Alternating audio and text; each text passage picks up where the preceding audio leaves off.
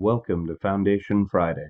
The dedication and covenant of silent unity was signed on December 7th, 1892 by Charles and Myrtle Fillmore, founders of the Unity movement. It is unlikely when they signed this covenant that they had any idea how far-reaching unity would be as it evolved into the church we know and love today. We invite you to join us as we explore and share some of the original ideas, teachings, and writings of the men and women who created the foundation of the Unity Church. Good morning. Thank you so much for joining us today for our Foundation Friday program. Today is Martin Luther King Day, and Martin Luther King is not actually one of our founding fathers here at Unity. However, he did embody the beliefs and truths that we in Unity work so hard to carry and move forward. We believe in inclusion. Everyone is welcome here. We believe that there are many paths and they all lead to the one God. I would like to share a little bit from a sermon delivered by Martin Luther King on April 3rd, 1968. This is not his very famous I Have a Dream sermon. It's snippets I'm going to take out of a sermon he gave in 1968 that I think we need to hear today in 2025. So please bear with me as I share the words from this great teacher. As you know, if I were standing at the beginning of time with the possibility of general and panoramic view of the whole human history up to now, and the Almighty said to me, Martin Luther King, which age would you like to live in? I would take my mental flight by Egypt, though, or rather across the Red Sea, through the wilderness, on toward the promised land. And in spite of its magnificence, I wouldn't stop there. I would move on by Greece and take my mind to Mount Olympus. I would see Plato, Aristotle, Socrates, assembled around the Pantheon as they discussed the great and eternal issues of reality. But I wouldn't stop there. And I would see the developments around there through various emperors and leaders, but I wouldn't stop there. I would even come up to the day of the Renaissance and get a quick picture of all that the Renaissance did for the cultural and aesthetic life of man. But I wouldn't stop there. I would even go by the way that the man for whom I am named had his habitat. And I would watch Martin Luther as he tacked his 95 theses on the door at the Church of Wittenberg. But I wouldn't stop there. I would come up even on 1863 and watch a president by the name of Abraham Lincoln finally come to the conclusion that he had to sign the Emancipation Proclamation. But I wouldn't stop there. I would even come up to the early 30s and see a man grappling with the problems of the bankruptcy of his nation and come up with an eloquent cry that we have nothing to fear but fear itself. But I wouldn't stop there. Strangely enough, I would turn to the Almighty and say, if you allow me to live just a few years in the second half of the 20th century, I will be happy. Now, that's a strange statement to make because the world is all messed up. The nation is sick. Trouble is on the land. Confusion all around.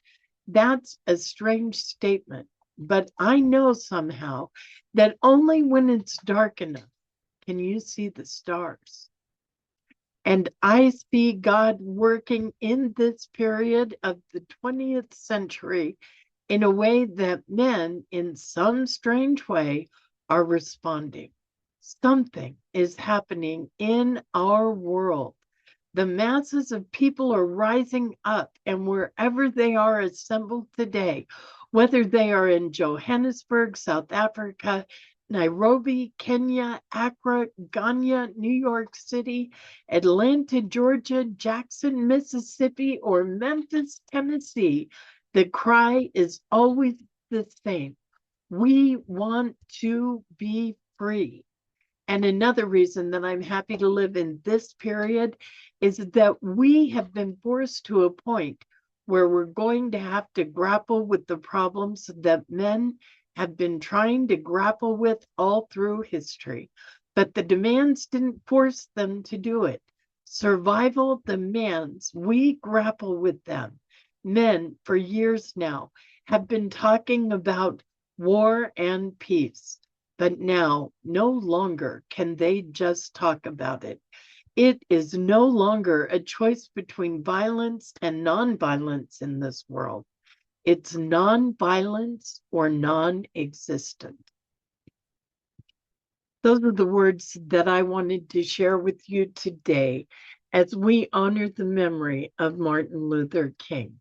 While we no longer live in the 20th century, and yet those same problems are on the horizon, are sometimes in our neighborhood, our schools, all around us right here, right now, today.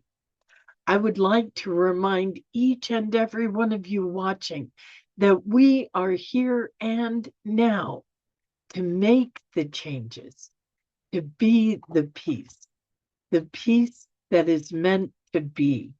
We have the same power that Martin Luther King did. We can use our voices, we can share our love, we can bring forth the peace that is meant to be. I would like to end my little talk here with a foundation piece from Unity. If you attend Unity services, you know this poem. This is Let There Be Peace on Earth by Jill Jackson Miller and Cy Miller. The words have been changed a little bit for Unity and used by permission. Let there be peace on earth, and let it begin with me. Let there be peace on earth, the peace that was meant to be, with God as our creator. Family, all are we. Let us walk with each other in perfect harmony. Let peace begin with me. Let this be the moment now. With every step I take, let this be my solemn vow, to take each moment and live each moment in peace eternally. Let there be peace on earth, and let it begin with me.